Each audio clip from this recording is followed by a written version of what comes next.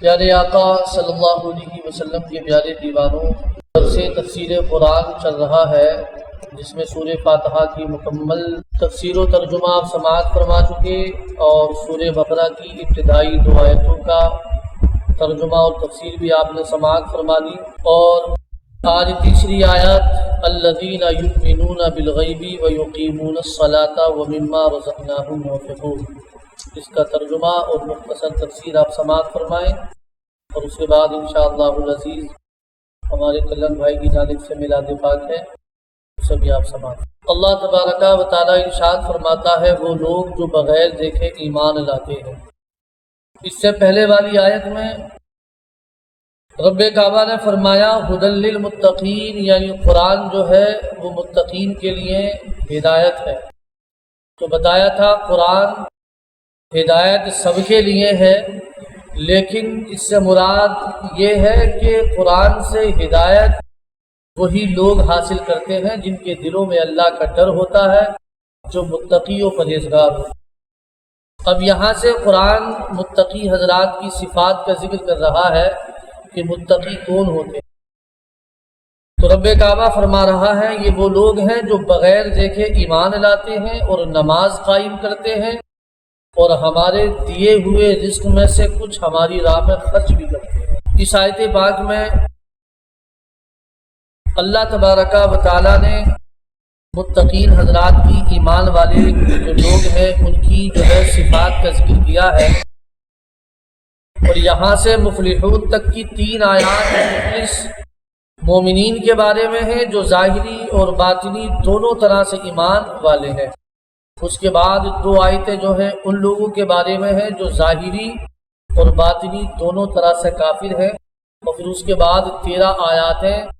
منافقین کے بارے میں ہیں جو کہ باطن میں کافر ہیں اور اپنے آپ کو مسلمان ظاہر ہیں۔ آیت کے اس حصے میں متقی لوگوں کا ایک وصف بیان کیا گیا ہے کہ یہ وہ لوگ ہیں جو بغیر دیکھے ایمان لاتے ہیں، یعنی وہ ان تمام چیزوں پر ایمان لاتے ہیں جو ان کی نگاہوں سے پوشیدہ ہے،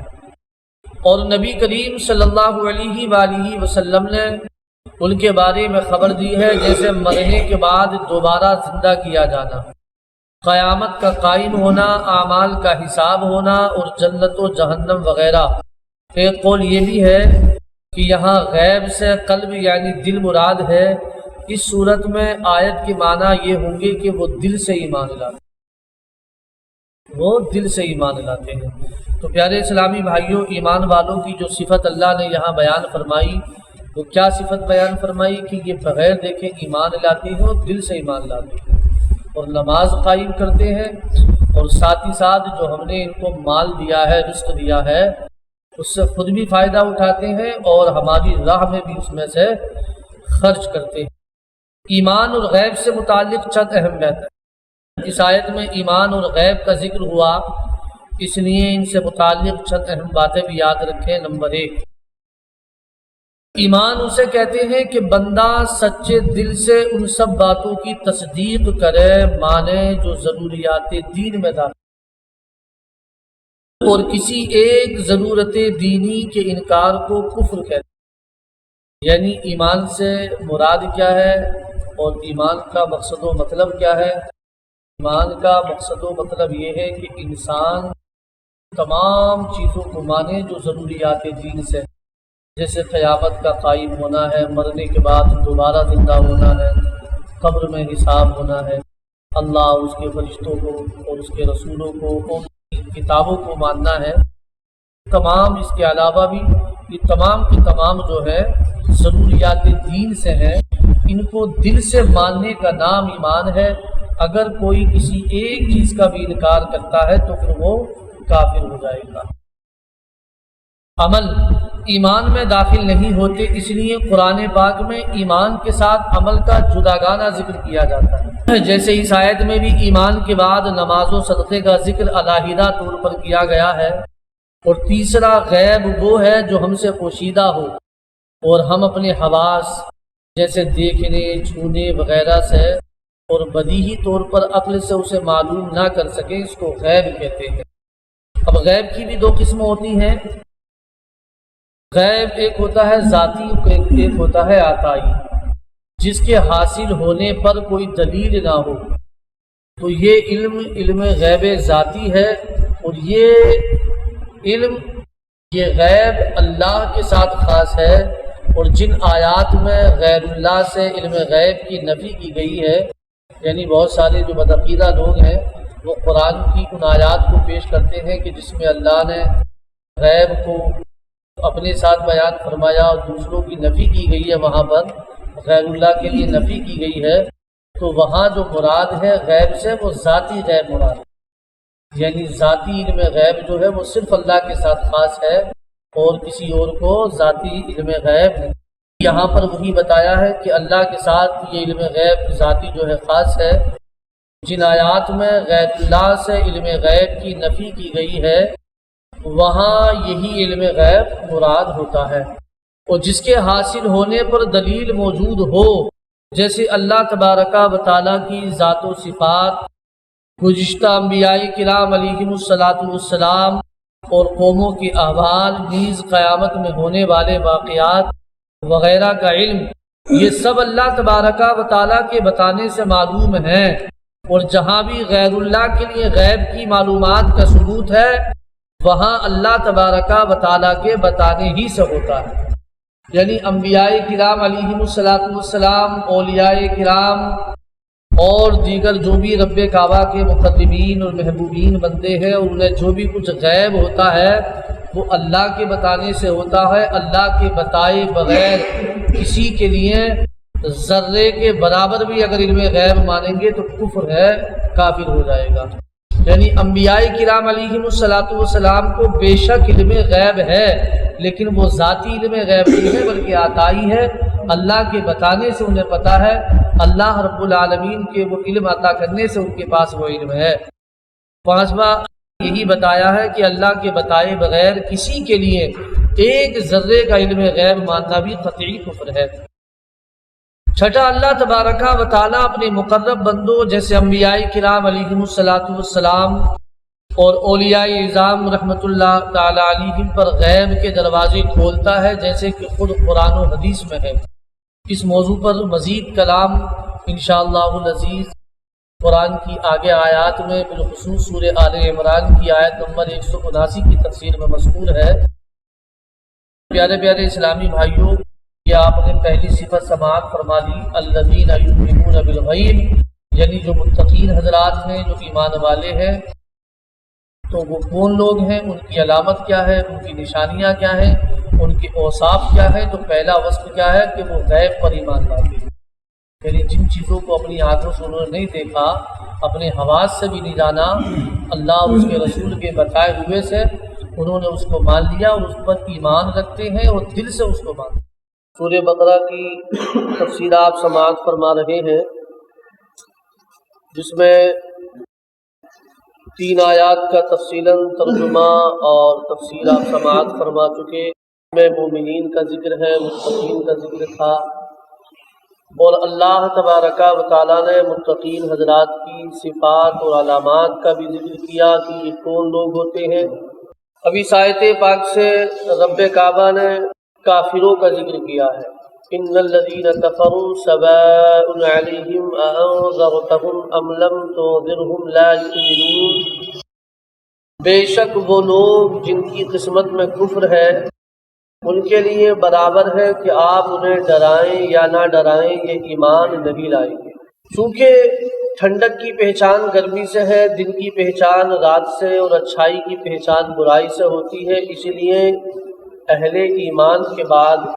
یعنی ایمان والوں کے بعد کافروں اور منافقوں کے افعال اور ان کے انجام کا ذکر کیا گیا ہے، تاکہ ان کی پہچان بھی واضح ہو جائے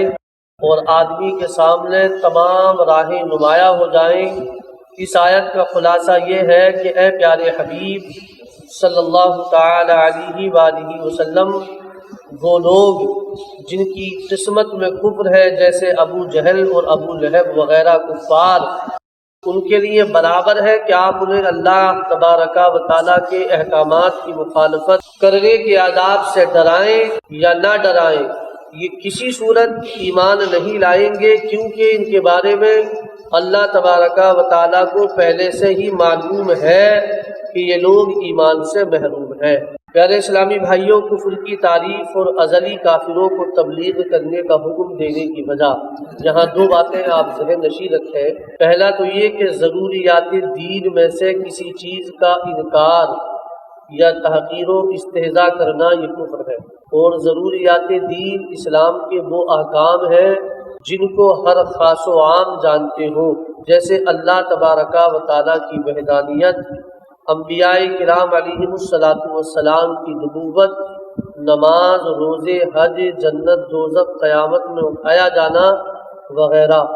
عوام سے مراد وہ مسلمان ہیں جو علماء کے طبقے میں شمار نہ کیے جاتے ہوں، مگر علماء کی صحبت میں بیٹھنے والے ہوں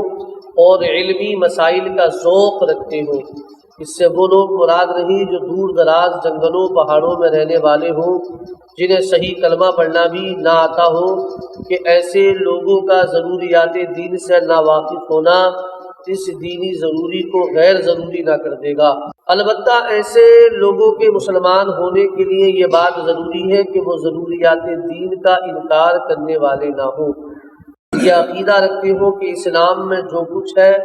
حق ہے، اور ان سب پر اجمالاً ایمان لائے ہوئے ہوں۔ دیکھیے ضروریات دین جیسے کہ آپ نے سنا، اللہ کی وحدانیت ہے، انبیاء کرام علیہ السلام کی نبوت اور اس کی کتابیں، نماز، روزے وغیرہ، تمام چیزوں کو ماننا اجمالی طور پر یہ ہر مسلمان کے لیے لازم اور ضروری ہے۔ اگر کسی ایک چیز کا بھی کوئی انکار کرتا ہے، کوئی یہ کہتا ہے کہ میں جنت کو نہیں مانتا، یا میں دوزخ کو نہیں مانتا، یا قیامت کے لیے اٹھائے جانے کا وہ انکار کرتا ہے، تو پھر وہ دائرہ ایمان سے خارج۔ دوسرا، ایمان سے محروم کفار کے بارے میں معلوم ہونے کے باوجود انہیں تبلیغ کرنے کا حکم اس لیے دیا گیا تاکہ ان پر حجت پوری ہو جائے اور قیامت کے دن ان کے لیے کوئی عذر باقی نہ رہے۔